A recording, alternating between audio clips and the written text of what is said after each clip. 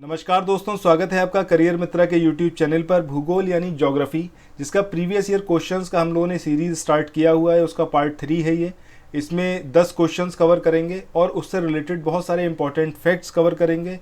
चाहे आपका UP PCS का एग्ज़ाम हो गया, आरओ एआरओ का हो गया, या फिर कोई और एग्ज़ाम हो गया, सारे ही एग्ज़ामों के पॉइंट ऑफ व्यू से जितने जो फैक्ट्स हैं जो एग्ज़ाम्स में पूछे जा सकते हैं, वो सब कुछ हम यहाँ पर कवर करेंगे। सो दोस्तों, बिना स्किप करे हुए वीडियो पूरा देखिएगा, तभी आपको इसका बेनिफिट होगा। और अगर चैनल अभी तक सब्सक्राइब नहीं कराए, चैनल को सब्सक्राइब करिए, साथ ही बेल के आइकन पर ज़रूर प्रेस करिए, क्योंकि आपको अपकमिंग वीडियोस के नोटिफिकेशन उसी के थ्रू मिलेंगे। सो दोस्तों, अब बिल्कुल विलंब ना करते हुए स्टार्ट करते हैं। दोस्तों, आज का पहला क्वेश्चन है, उत्तर भारत में उप हिमालय क्षेत्र के सहारे फैले समतल मैदान को कहा जाता है तराई, दून, खादर या फिर भावर। तो सही आंसर क्या है इसका? भावर। आइए अब इसके विषय में कुछ जानते हैं। दोस्तों, उत्तर के मैदानों की अगर बात करें तो रिलीफ फीचर्स के बेस पर 4 कैटेगरी में इसको डिवाइड करा गया है। रिलीफ का मतलब क्या है? जो हाईएस्ट और लोएस्ट एलिवेशन पॉइंट है किसी भी एरिया के, वो उसको रेफर करता है रिलीफ। ठीक है, जैसे अगर माउंटेन्स की बात करें तो ये हाईएस्ट एलिवेशन पॉइंट्स हो गए, वहीं वैली जो हो गए वो आपके लोएस्ट एलिवेशन पॉइंट हो गए। अब जब नदियाँ माउंटेन से नीचे उतरती हैं, पहाड़ों से नीचे उतरती हैं, तो अपने साथ कंकड़ और बजरी ये सब कुछ लेके आती हैं। तो जो शिवालिक रेंजेस हैं उसके पैरेलल में करीब 8 से 16 किलोमीटर की एक चौड़ी पट्टी बन गई है, जहाँ पर ये सब कुछ जमा होता जाता है।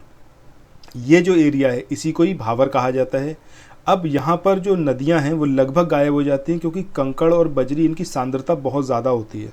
तो धरातल पर मतलब सरफेस पर केवल सूखी घाटी ही दिखाई पड़ती है। भावर की चौड़ाई की बात करें तो जो वेस्टर्न पार्ट है, पश्चिमी भाग है, वहाँ पर ज़्यादा होती है, और जो पूर्वी भाग है वहाँ पर कम होती है। इसके बाद जो नेक्स्ट चीज़ आती है, जो नेक्स्ट कैटेगरी है, वो है तराई वाला एरिया। अब ये भावर के दक्षिण में है, साउथ में है। ठीक है, ये 15 से 30 किलोमीटर का एक चौड़ा दलदली एरिया है, जिसको हम तराई बोलते हैं। और यहाँ पर घने जंगल होते हैं, वाइल्ड लाइफ बहुत ज़्यादा यहाँ पर पाई जाती है, मतलब वन्य जीव यहाँ पर बहुत ज़्यादा पाए जाते हैं। इसके बाद नेक्स्ट जो आता है वो आता है बांगर। बांगर क्या है? ये हमारा जो पुराने ओल्ड एल्यूवियल सॉइल या फिर जलोढ़ मैदान है, ठीक है, उसको बांगर कहा जाता है। और ये बाढ़ के मैदानों से ऊपर स्थित होते हैं और खादर मैदान की तुलना में ये कम उपजाऊ होते हैं। तो ये एक क्वेश्चन यहाँ पर आ सकता है कि कौन सा ज़्यादा फर्टाइल है, कौन सा ज़्यादा उपजाऊ है, बांगर या फिर खादर।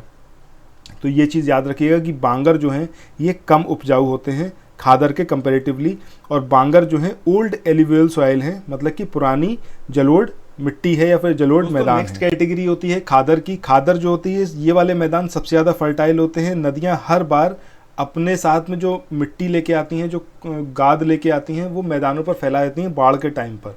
ठीक है, तो ये जो नवीन जलोढ़ मैदान है यही खादर कहलाते हैं। अगला क्वेश्चन है, भारत की निम्नलिखित जनजातियों में से किसमें बहुपतित्व की प्रथा मानी जाती है? गोंड, नागा, जौनसारी या फिर टोडा। ऑप्शन है 1 और 2, 2 और 3, 3 और 4, 1 और 4। तो सही आंसर क्या है इसका? 3 और 4। आइए अब जानते हैं टोडा जनजाति के बारे में। जब हम बात करते हैं टोडा जनजाति की, तो ये नीलगिरी हिल्स जो हैं तमिलनाडु की, वहाँ पर ये लोग पाए जाते हैं, ये जनजाति पाई जाती है। इसके साथ ही कर्नाटक के कुर्नूल डिस्ट्रिक्ट में भी ये लोग पाए जाते हैं, छोटी ट्राइब है ये। और ये जो वर्ड है टोडा, ये एक वर्ड से आया है, वो है टेंड्रा। टेंड्रा वर्ड से बना है। टेंड्रा का मतलब क्या है? एक पवित्र पेड़। तो वहाँ से ये वर्ड आया है। साथ ही अगर इनके व्यवसाय की बात करें या इनकी अर्थव्यवस्था कैसे चलती है, ये लोग कैसे अपना जीवन यापन करते हैं, तो ये लोग बेसिकली पशुपालन में इन्वॉल्व हैं, पशुपालन करते हैं और उसी से ही इनकी इकोनॉमी चलती है।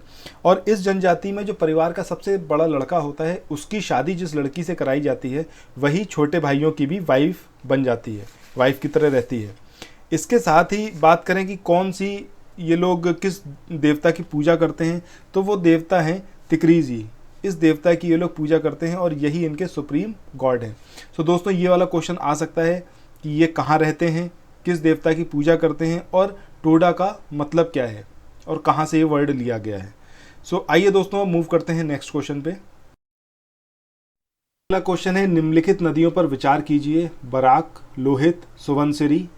उपर्युक्त में से कौन सी अरुणाचल प्रदेश से होकर बहती है? केवल एक, केवल 2 और 3, केवल 1 और 3, या फिर 1, 2 और 3? तो सही आंसर क्या है? 2 और 3, मतलब कि लोहित और सुबनसिरी जो हैं ये अरुणाचल प्रदेश से होकर बहती हैं। आइए दोस्तों, इन नदियों का हम लोकेशन देखते हैं मैप में, कहाँ पर कौन सी नदी है। तो सबसे पहले हम बात करें लोहित की, तो लोहित जो है ये टॉप राइट में ब्रह्मपुत्रा से मिलती है, इसके बाद सुबनसिरी मिलती है और फिर बराक मिलती है। जब हम लोहित और सुबनसिरी नदियों की बात करें तो ये अरुणाचल प्रदेश से होकर बहती हैं, जबकि बराक नदी की बात करें तो ये मणिपुर की पहाड़ियों से निकलकर मणिपुर, मिज़ोरम और असम से बहती हुई बांग्लादेश में प्रवेश करती है, एंट्री करती है। वहीं सुबनसिरी का हम ओरिजिन देखें तो ये हिमालय का क्षेत्र है और ये जो है ब्रह्मपुत्र नदी की एक सहायक नदी है, और ये असम, अरुणाचल प्रदेश और तिब्बत जो चीन वाला एरिया है वहाँ पे बहती है। वहीं लोहित नदी की बात करें तो ये ब्रह्मपुत्र की सहायक नदी है, ये भी एक ट्रिब्यूटरी है ब्रह्मपुत्र की, और अरुणाचल प्रदेश और असम में बहती है। दोस्तों कुछ और जो नदियाँ हैं, जो सहायक नदियाँ हैं ब्रह्मपुत्र की, उनको समझते हैं। पहले बात करते हैं हम लेफ्ट बैंक ट्रिब्यूटरीज़ की, मतलब कि जो बाएं तरफ से इसमें ब्रह्मपुत्र नदी मिलती हैं, उसमें धनसिरी है, कपिली है और बराक है। वहीं राइट बैंक ट्रिब्यूटरी की बात करें तो सुबनसिरी, मानस, संकोश और तीस्ता। दोस्तों ब्रह्मपुत्र नदी की ये इंपॉर्टेंट सहायक नदियां हैं जो एग्जाम में पूछी जाती हैं, सो इनको कवर करना बहुत ज़्यादा इंपॉर्टेंट है। सो आइए मूव करते हैं नेक्स्ट क्वेश्चन पे। दोस्तों अगला क्वेश्चन है, राज 3077 एक प्रजाति है मक्का की, ज्वार की, धान की या फिर गेहूं की? तो सही आंसर क्या होगा इसका? गेहूं की। राज 3077 किसकी प्रजाति है? गेहूं की। और इसकी प्रोडक्टिविटी की बात करें तो 1 हेक्टेयर में तकरीबन 36 से 40 कुंटल ये इसकी प्रोडक्टिविटी है। अब गेहूं की कुछ और किस्मों की बात करें तो इसमें सोनालिका, अर्जुन, कुंदन, अमर, भवानी, चंद्रिका, देशरतन, कंचन, गिरजा गोमती, प्रभानी, ये कुछ इंपॉर्टेंट हैं और ये एग्ज़ाम में पूछी गई किस्में हैं। सो इनको ज़रूर याद रखिएगा। मैं एक बार फिर से रिपीट करता हूँ, सोनालिका, अर्जुन, कुंदन, अमर, भवानी, चंद्रिका, देशरत्न, कंचन, गिरजा गोमती, प्रभानी। सो ये किस्मों को ज़रूर याद रखिएगा क्योंकि एग्ज़ाम में ये इससे रिलेटेड क्वेश्चन पूछा जा सकता है और पूछा गया है। ये जो क्वेश्चन मैं आपको बता रहा हूँ ये यूपी पीसीएस मेंस का है 2015 का। सो अगर एग्ज़ाम्स को थोड़ा सा भी टफ बनाना होता है तो फिर ऐसे ही क्वेश्चन इंक्लूड किए जाते हैं। आइए अब मूव करते हैं नेक्स्ट क्वेश्चन पे। दोस्तों अगला क्वेश्चन है, जिसके लिए चुनार प्रसिद्ध है, क्या वो कांच उद्योग है, सीमेंट उद्योग है, बीड़ी उद्योग है या फिर उपर्युक्त में से कोई नहीं? तो सही आंसर क्या है इसका? सीमेंट उद्योग। दोस्तों ये question UP PCS special pre exam 2008 में आया हुआ है। और अगर हम सीमेंट उद्योग की बात करें यूपी में तो इसके अलावा चुर्क सोनभद्र, डाला सोनभद्र और दादरी गौतम बुद्ध नगर, यहाँ पर भी सीमेंट के कारखाने हैं। सो ये चीज़ ज़रूर याद रखिएगा। जब हम बात करें कांच उद्योग की तो फिरोज़ाबाद कांच की चूड़ियों के लिए वर्ल्ड फेमस है। सो ये चीज़ भी याद रखिएगा। सो आइए मूव करते हैं नेक्स्ट क्वेश्चन पे। दोस्तों अगला क्वेश्चन है, गुजरात के सबसे पश्चिमी गांव और अरुणाचल प्रदेश के सबसे पूर्वी छोर पर स्थित वलांग के समय में कितने घंटे का अंतराल होगा? 1 घंटा, 2 घंटा, 4 घंटा या फिर 5 घंटा? तो सही आंसर क्या है इसका? 2 घंटा। आइए इसको समझते हैं कि एग्जैक्टली इसको कैसे निकाल सकते हैं। ग्लोब पर जो ये लॉन्गिट्यूड्स की लाइंस हैं इसकी हेल्प से हमें ये पता चलता है कि कौन सी सिटी प्राइम मेरिडियन के ईस्ट में है या फिर वेस्ट में है, या फिर कौन सी कंट्री प्राइम मेरिडियन के ईस्ट में है या फिर वेस्ट में है। जब हम बात करते हैं इंडिया की, सो इंडिया जो है प्राइम मेरिडियन के ईस्ट में पड़ता है। और इंडिया के जो अगर एक्सट्रीम पॉइंट्स की बात करें तो वेस्टर्न मोस्ट और ईस्टर्न मोस्ट, तो वेस्ट मोस्ट में जो हमारा पॉइंट आता है सबसे पश्चिमी बिंदु, ये गुजरात का है और ये कितना है हमारा? 68 डिग्री 4 मिनट्स। और वहीं जो हम पूर्वी बिंदु की बात करते हैं तो वो कितना है? 97 डिग्री 30 मिनट्स। अब यहाँ पर हमें कभी भी ऐसा टाइम डिफरेंस निकालना होगा तो हमें लॉन्गिट्यूड्स पता होने चाहिए, तभी जाकर हम वो चीज़ निकाल सकते हैं। अब जैसा मैंने आपको बताया कि गुजरात का देशांतरीय विस्तार या फिर लॉन्गिट्यूडनल जो पॉइंट है वो कितना है? 68 डिग्री 4 मिनट्स। वहीं अरुणाचल प्रदेश का 97 डिग्री 30 मिनट। जब इन दोनों का हम डिफरेंस लेते हैं, अंतर लेते हैं, तो वो अंतर कितना आता है? 29 डिग्री 26 मिनट। मतलब तकरीबन आप इसको मान सकते हैं 30 डिग्री के आसपास। ठीक है। सो अर्थ क्या है? अर्थ अपने जो एक्सिस है उस पर रोटेट करती है, मतलब एक दिन में 360 डिग्री घूमती है, मतलब 24 घंटे में 360 डिग्री वो घूम जाती है एक बार में, ठीक है। तो यहाँ से जब हम 1 डिग्री का निकालेंगे तो 1 डिग्री की वैल्यू कितनी आएगी, 24/360, मतलब 4 मिनट। मतलब 4 मिनट में अर्थ 1 डिग्री घूमती है। तो जब हमें 30 डिग्री का निकालना होगा तो 4 से हम मल्टीप्लाई कर देंगे 30 की, तो आ जाएगा 120 मिनट, मतलब 2 घंटे। तो इस तरीके से जो अंतराल है वो कितना आया हमारा, 2 घंटे का। सो ये मुझे लगता है कि आप लोगों को समझ में आया होगा। अब आइए देखते हैं दूसरा क्वेश्चन। ज्वालामुखी से सबसे अधिक कौन सी गैस निकलती है, जलवाष्प, हीलियम, चूना पत्थर या फिर कार्बन डाइऑक्साइड। तो सही आंसर क्या है इसका, जलवाष्प। दोस्तों इस इमेज में जैसा आपको दिख रहा होगा कि एक मैग्मा चैम्बर है और उसके अंदर मैग्मा जमा है और बाहर ये लावा फ्लो हो रहा है। सो एक चीज़ ये याद रखिएगा कि मैग्मा जो है सरफेस के अंदर रहता है और जब ये बाहर आ जाता है तब ये लावा कहलाता है। इसके अलावा जब हम बात करते हैं गैसेस की, कौन कौन सी इंपॉर्टेंट गैसेस हैं जो इससे निकलती हैं, तो सबसे ज़्यादा जो है वो जलवाष्प है। इसके अलावा जो मेन गैसेस हैं वो कार्बन डाइऑक्साइड और सल्फर डाइऑक्साइड है। और दूसरी गैसेस की बात करें तो hydrogen sulphide, hydrogen carbon monoxide, hydrogen chloride और हाइड्रोजन फ्लोराइड और हीलियम, ये सारी गैसेस भी निकलती हैं। इसमें एक पॉइंट एसिड रेन का भी है, सो उसको भी यहाँ पर देख लीजिए कि एसिड रेन का मतलब क्या होता है कि जब सल्फर डाइऑक्साइड और नाइट्रोजन ऑक्साइड ये मिलते हैं उससे जलवाष्प से, तब ये एसिड रेन बनाते हैं।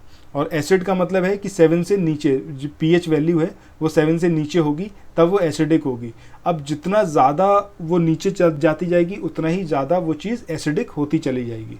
तो एसिड रेन तकरीबन 5.2 के आसपास रहती है और उससे वो नीचे भी हो सकती है, मतलब बहुत ज़्यादा एसिडिक भी हो सकती है, जिससे आपका स्किन बर्न और वो सारे डिजीज़ भी हो सकते हैं। सो आइए दोस्तों अब मूव करते हैं नेक्स्ट क्वेश्चन पे।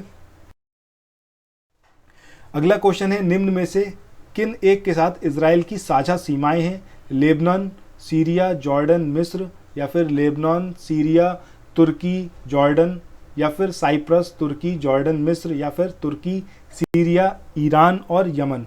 तो सही आंसर क्या है इसका, लेबनान, सीरिया, जॉर्डन और मिस्र।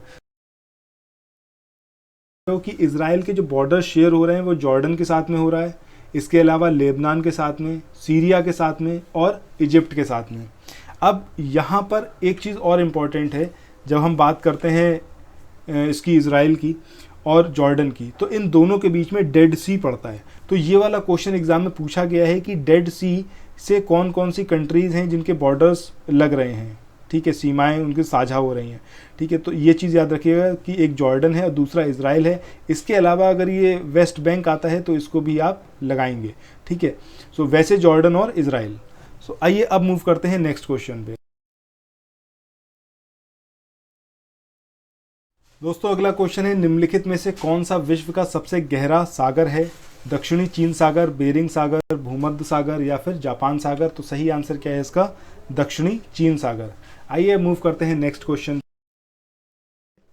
अगला क्वेश्चन है, फारस की खाड़ी सीमा नहीं बनाती है बहरीन, इराक, कुवैत या फिर ओमान।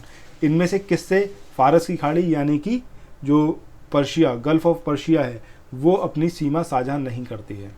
तो ये सही आंसर क्या है, ओमान। सो दोस्तों जैसा आप मैप में देख रहे हो कि पर्शियन गल्फ या फिर फारस की खाड़ी, ये कौन कौन सी देश हैं जो इसके साथ में अपनी सीमा बनाते हैं। इसमें संयुक्त अरब अमीरात, बहरीन, सऊदी अरब, ईरान, इराक, कुवैत और कतर हैं। जब हम बात करें ओमान की, तो ओमान तो जैसा आपको दिख रहा है कहीं से कहीं तक बॉर्डर शेयर नहीं कर रहा है। सो ओमान जो है ये ओमान की खाड़ी और अरब सागर, इन दो के साथ अपनी सीमाएं बनाता है। एक क्वेश्चन और अक्सर एग्जाम में पूछा जाता है कि स्ट्रेट ऑफ हॉर्मूज ये कहाँ पर है। तो इसको समझ लीजिए, स्ट्रेट ऑफ हॉर्मूज जो है पर्शियन गल्फ और गल्फ ऑफ ओमान, इन दोनों के बीच में पड़ता है। सो ये क्वेश्चन भी एग्जाम में पूछा गया है, इसलिए यहाँ पर मैंने इसको कवर किया है। दोस्तों ये था आज का पूरा वीडियो जिसमें हमने ज्योग्राफी के कुछ इंपॉर्टेंट क्वेश्चंस कवर करे, साथ ही उससे रिलेटेड वो फैक्ट्स जो एग्जाम में अक्सर पूछे जा सकते हैं उन सबको यहाँ पर कवर करा। आपको ये वीडियो कैसा लगा कमेंट के माध्यम से हमें ज़रूर बताइए। साथ ही अगर चैनल अभी तक सब्सक्राइब नहीं करा है चैनल को सब्सक्राइब करिए और बेल के आइकन पर ज़रूर प्रेस करिए। तो दोस्तों फिर मिलते हैं नेक्स्ट वीडियो में। Till then thank you so much, have a nice day, bye bye.